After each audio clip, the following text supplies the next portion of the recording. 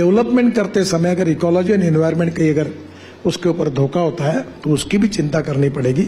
हमारी सरकार की ओर से गंभीरता का इसका अध्ययन होगा और निश्चित रूप से इकोलॉजी एंड एनवायरनमेंट को प्रोटेक्ट करके हम आगे जाएंगे। The man with the most out of the box ideas for how to fix some of the biggest challenges facing the Indian economy, whether it's on infrastructure, climate, environment, waste. Nitin Gadkari ji, thank you so much for joining us here. Structure भी develop हो और ऐसा ना हो कि प्राकृतिक आपदा हमारे सर पे आ जाए जिससे फिर घर टूट जाए।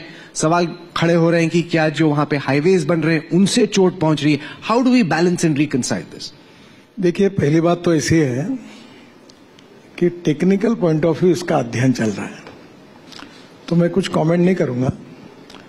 पर जब हमारे केदारनाथ में, बद्रीनाथ में हादसा हुआ था और मैं 2014 में जब मिनिस्टर बना, तब ये 4 धाम करीब 12,000 का प्रोजेक्ट बनाने की बात चल रही थी। तब मेरे ध्यान में आया कि इंडियन कंसल्टेंट के बजाय लोगों ने मुझे सुझाव दिया कि स्विट्जरलैंड से हम डीपीआर बनाने के लिए कंसल्टेंट लाए। और उस समय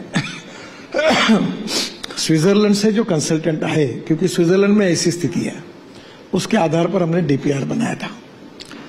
ये जो हिमालय है, यहाँ बड़ा फ्रॉजिल डाटा है, स्टाटा है पूरा। जैसे उदाहरण के लिए थोड़ा सा जियोलॉजी मैं जानता हूँ, 10 प्रकार के रॉक होते हैं, उसमें एक मोहास स्केल ऑफ हार्डनेस है।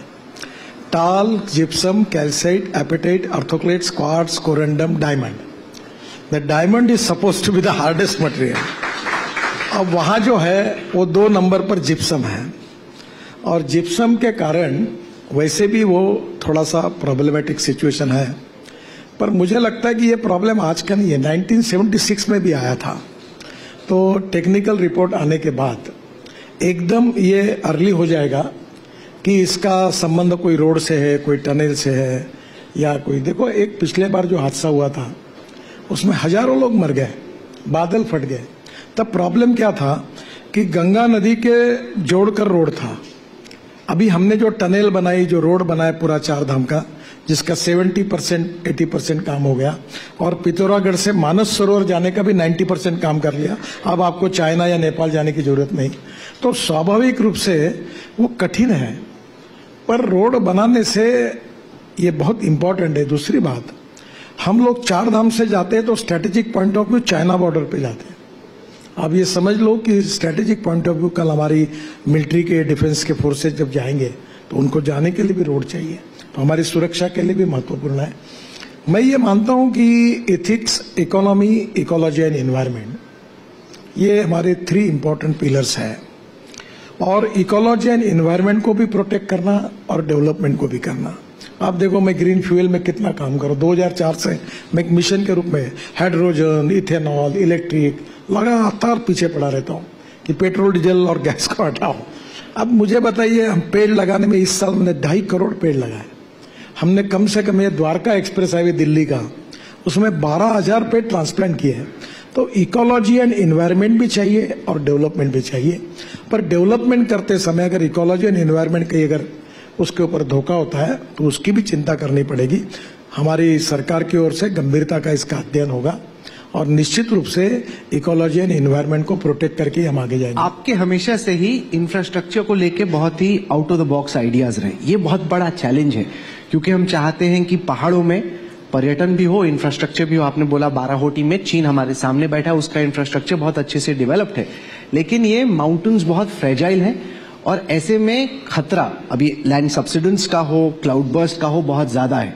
और जैसे टूरिज्म आता है तो कमर्शियल इंपेरेटिव्स बढ़ते हैं, लाजमी तौर पे मनुष्य का लालच और ग्रीड भी होती है। इसको कैसे टैकल किया जाए? देखिए, आपको मैं एक प्रार्थना करूंगा कि आप बद्रीनाथ, केदारनाथ, गंगोत्री, यमुनोत्री भी एक बार चले जाइए। मैं गया हूँ। अभी जो टनल्स बनाई हमने वहां, जो पहाड़ जो है, बिल्कुल सही आपका कहना कि वो प्रॉब्लम है, तो पूरी टनल बनाई है और उसको अंदर से कंक्रीटिंग किया हुआ है। तो दोनों भी बातें हैं कि जो पिछले बार हादसा हुआ जिसमें हजारों लोग मर गए और जो बादल फटने से प्रॉब्लम आया, तो हमें अभी ऑल सीजन रोड है, नहीं ये 6 महीना नहीं, ये साल भर जाने का रोड इसलिए हम बना पाए कि वहां हमने टनल्स बनाई है और रोड में हमने थोड़ा डीपीआर करके डिजाइनिंग बदल दिया है और पूरी चिंता की है कि इसके बाद ये कोई घटना ना हो।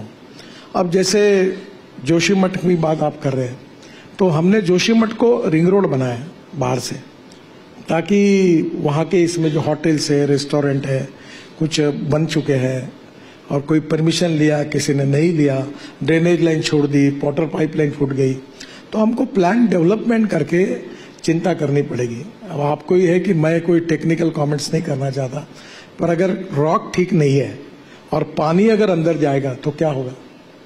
तो we need to plan it in a very proper way, और इसका टेक्निकल रीजन आएगा और उसके बाद फिर मुझे लगता है टिप्पणी करना उचित। नहीं तो झट से लोग बोलते कि हम लोग रोड बना रहे हैं, इन्वायरमेंट को खत्म कर रहे हैं, ऐसा एकदम नहीं होना चाहिए। अगर स्टडी करें, अगर रिपोर्ट में आता है तो निश्चित रूप से हम हमारे इसमें सुधार करेंगे।